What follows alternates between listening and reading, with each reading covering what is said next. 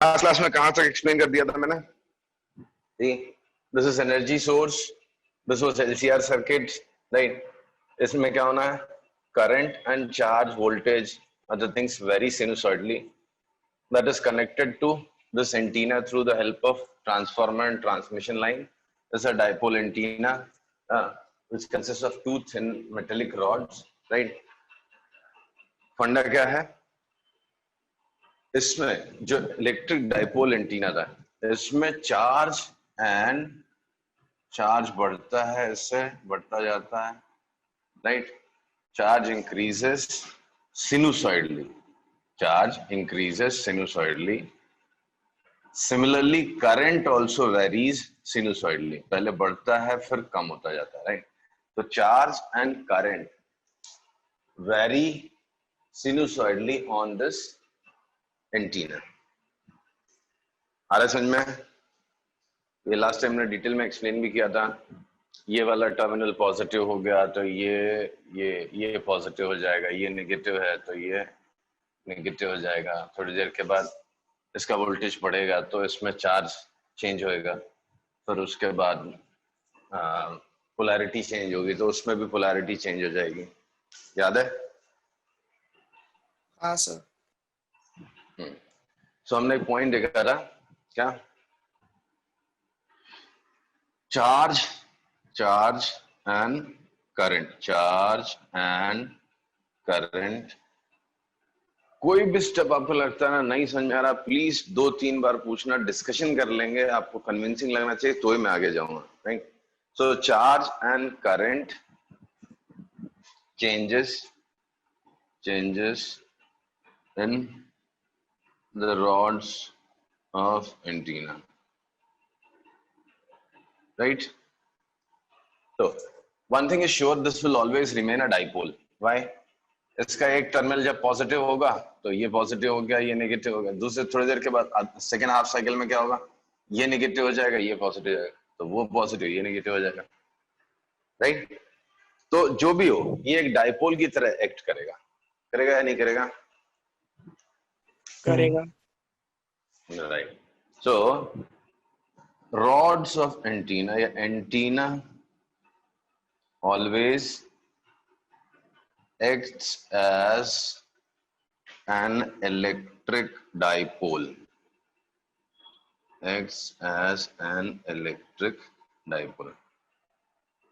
Dipole moment of the antenna varies sinusoidally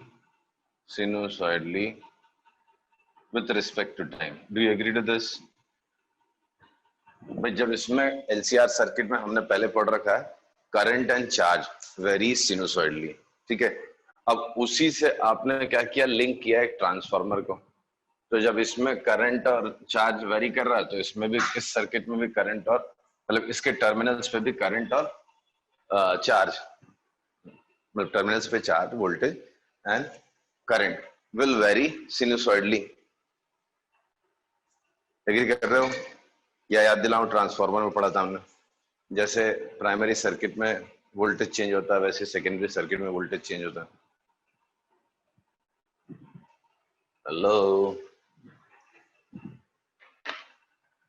याद दिला दो।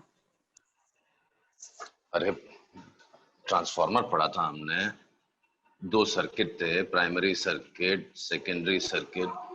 जैसे जैसे इसमें वोल्टेज चेंज होता था वैसे वैसे इस सर्किट में वोल्टेज चेंज होता था। हाँ। इसमें हाँ, तो बस वही चीज है, जैसे इसमें चेंज होगा भाई, इसमें क्या हो रहा है? इसमें पॉजिटिव नेगेटिव हो रहा है, वो एक्चुअली थोड़ा सा फेस लीड लैग होता है, बट छोड़। ये LCR सर्किट है, इसमें तो वोल्टेज फ्लक्चुएट करता था, करंट फ्लक्चुएट करता था, याद है? हाँ। ये काइंड ऑफ प्राइमरी सर्किट है तो इसमें करंट फ्लक्चुएट होगा तो इसमें भी वोल्टेज इंड्यूस होगा, इसमें वोल्टेज आएगा। हाँ। हाँ, अब ये कांस्टेंट रेट से तो फ्लक्चुएशन हो नहीं रही है, साइन फंक्शन है तो उसका डेरिवेटिव जाएगा, वो कॉस फंक्शन होगा, बेसिकली साइन फंक्शन ही होगा, कुछ फेस लीड लैग रहेगा, राइट? तो इसमें भी तो पोलैरिटी चेंज होती रहेगी, मैग्नीट्यूड और डायरेक्शन दोनों वोल्टेज का चेंज होता रहेगा। हाँ उसका इस चैप्टर से कोई लेन देन नहीं है, प्रीवियस चैप्टर्स में से, राइट। तो वही मैं समझा रहा हूँ कि इसका जो ये टर्मिनल है इसका पॉजिटिव नेगेटिव चेंज होता रहेगा, और डायपोल मतलब मैग्नीट्यूड भी चेंज होता रहेगा और डायरेक्शन भी रिवर्स होता रहेगा एक एक हाफ साइकिल में। एक हाफ साइकिल में ये अब हायर वोल्टेज ये लोअर, दूसरे में ये हायर ये लोअर, ऐसा हो जाएगा। Is it clear? हाँ सर। सो जब ये पॉजिटिव होगा ये नेगेटिव, तो Q इंटू 2L अगर आपको याद हो इलेक्ट्रिक डायपोल मोमेंट होता था। डायपोल मोमेंट क्या था? Q into 2L, charge into distance between the two charges. ठीक है, हमारी बात समझ में? हाँ ठीक है, तो जब चार्ज चेंज हो रहा है तो उसका डायपोल मोमेंट भी चेंज होगा। हाँ एक सेकंड होल्ड करना।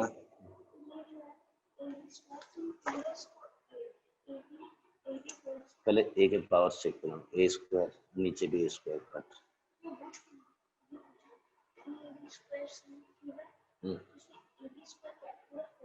नहीं, ए अलग है, बी स्क्वायर अलग है। So of the antenna varies sinusoidally with respect to time.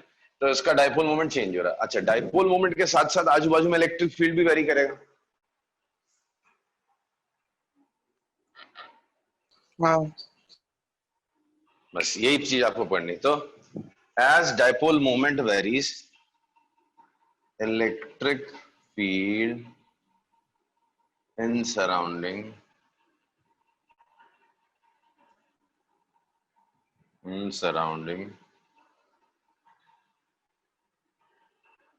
changes with change in dipole moment। Naturally इसका डायपोल मोमेंट चेंज होगा तो उसके साथ साथ आपका इलेक्ट्रिक फील्ड भी आजू बाजू में चेंज होने लगेगा, राइट। ठीक है, अब क्या है, इलेक्ट्रिक फील्ड चेंज हो रहा है आजू बाजू में, राइट। अब देखो करंट जो होगा, करंट भी सिनुसॉइडली वेरी कर रहा था। Current as charge varies, current also varies sinusoidally with respect to time। Current also varies sinusoidally with respect to time।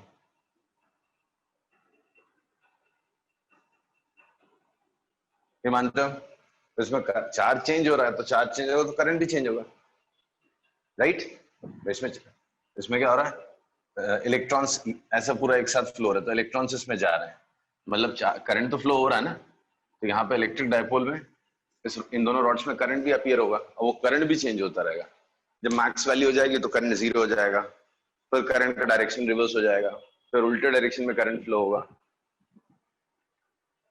Hello, हाँ sir.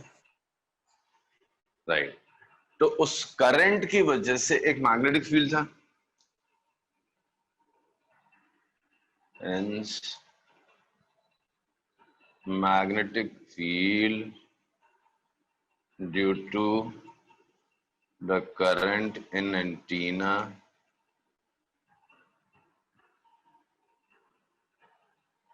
also changes with respect to time। Hence magnetic field due to the current also changes with respect to time। One second, क्यों net चाहिए इसमें? चाहिए अरे Illustrator का, Illustrator के लिए Illustrator इसमें अभी नहीं चल रहा। चला रहा हूँ तो गो करने को बोल रहा है, गो कर रहा हूँ तो बोल रहा है यू आर नॉट कनेक्टेड। तो इलस्ट्रेटर के पहले वाला सीख। सो कहाँ थे हम लोग? सो सी, इस पे जो चार्ज चेंज हो रहा है उसकी वजह से आजू बाजू में इलेक्ट्रिक फील्ड चेंज होता है, और इसमें जो करंट चेंज हो रहा है, इसमें जो करंट फ्लो होता है, राइट। अभी करंट समझो ये पॉजिटिव जा रहा है नेगेटिव, ऐसा करंट फ्लो हो रहा है। तो जो करंट फ्लो हो रहा है वो भी टाइम के साथ चेंज होगा। तो उसके हिसाब से मैग्नेटिक फील्ड भी चेंज होता है। अरे बात सुन में हाँ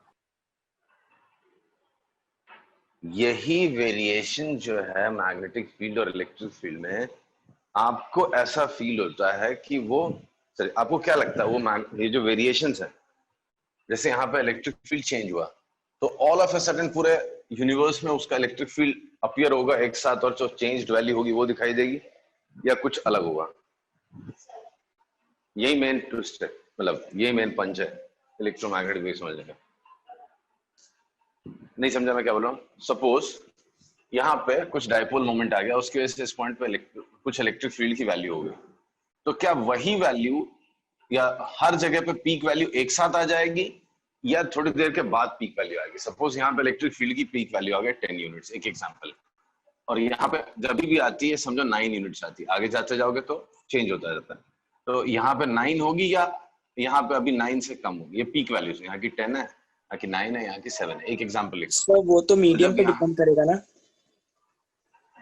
साइमल्टेनियसली आपको मन में जो सोचना है कि will these values simultaneously appear at every point on the medium, और थोड़ी थोड़ी देर के बाद ऐसा होगा, या शायद मैं बात तो सही कन्वे नहीं कर पा रहा हूँ, सी मैं ही बोल देता हूँ।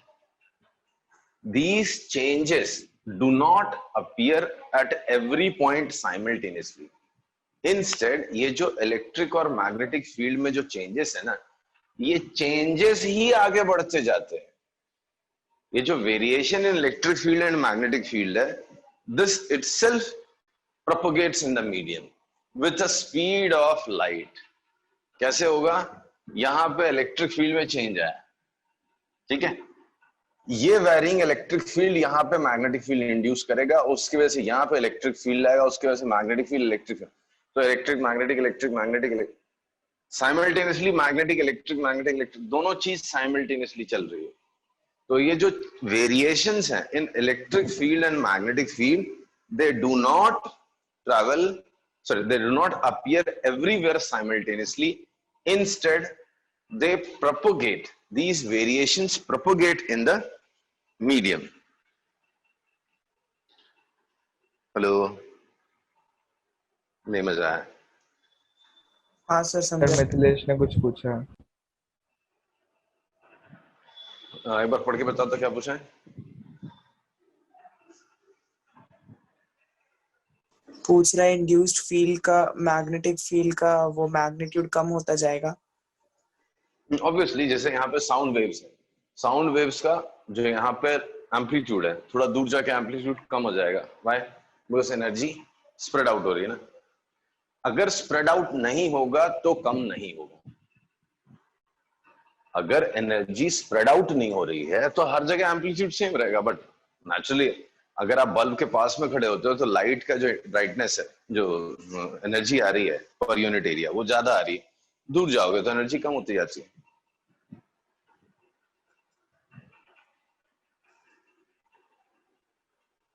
आ रही बात समझ में? हाँ So these changes in सबसे बड़ा पंच इसी लाइन में है। ये जिसको विजुअलाइज हो गया मतलब उसको थोड़ा सा दिखेगा कि इलेक्ट्रोमैग्नेटिक वेव क्या है। So these changes in field do not appear simultaneously at every point,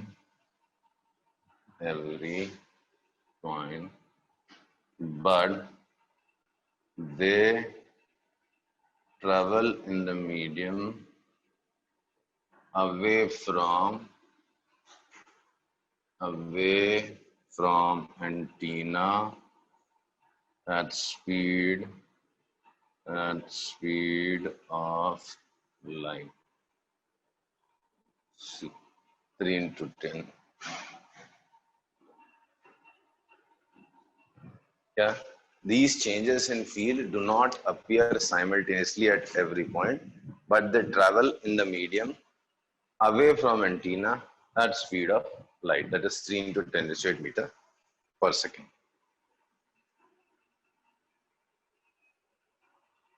क्या समझा आपको?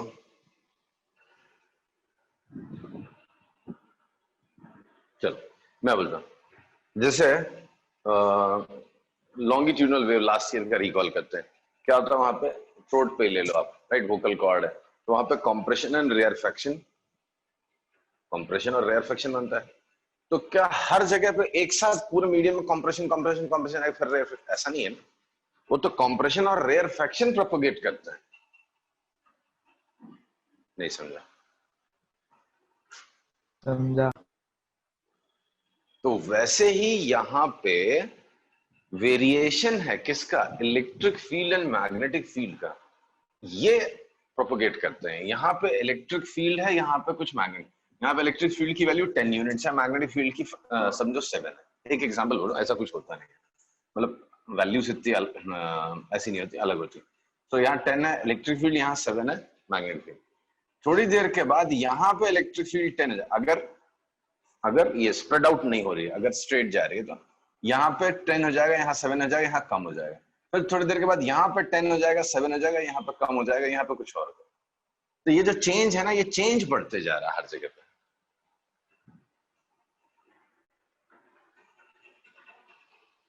आई बात समझ में? हाँ सर। हाँ सर। बस इसी को, हाँ, बस इसी चेंज को हम इलेक्ट्रोमैग्नेटिक वेव कहते हैं। तो वी से टुगेदर, ये जो changing electric and magnetic field, changing electric and magnetic field together form an electromagnetic wave which propagates away from antenna or travels away from antenna at speed of light, at speed of light, okay?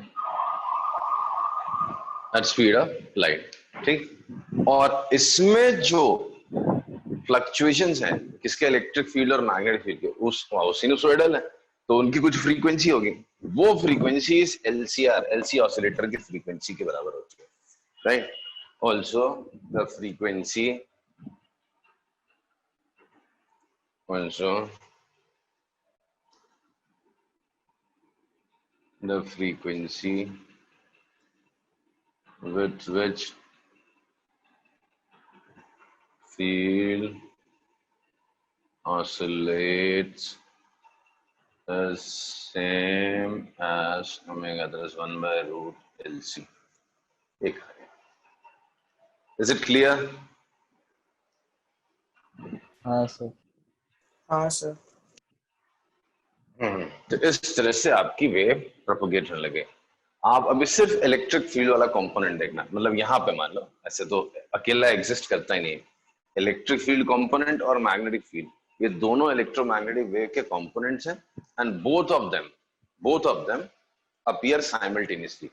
ऐसा नहीं होता कि सिर्फ electric है या सिर्फ magnetic, ऐसा कुछ नहीं होता, मतलब दे अपीयर साइमल्टेनियसली। और ये हमने पढ़ा भी है किसमें, इलेक्ट्रिक फील्ड में फ्लक्चुएशंस आएंगे तो मैग्नेटिक फील्ड इंड्यूस होगा, induce magnetic field will vary, तो induce electric field will appear, so they both induce each other, right.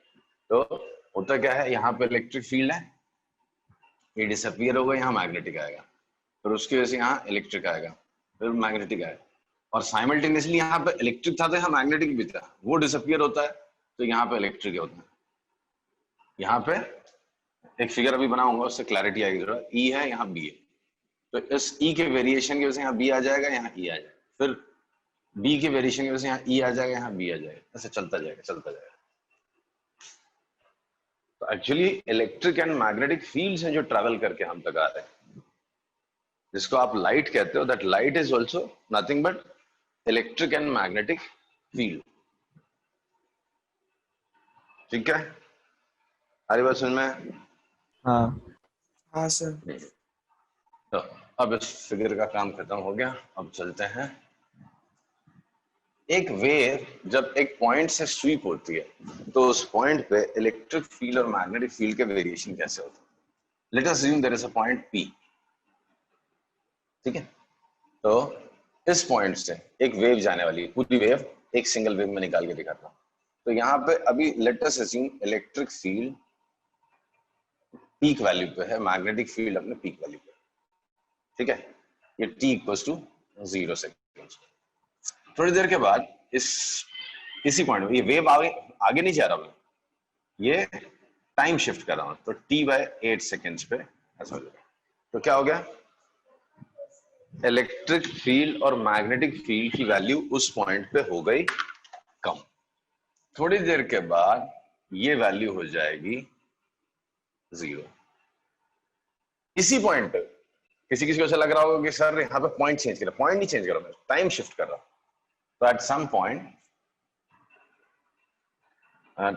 point in part figure shows how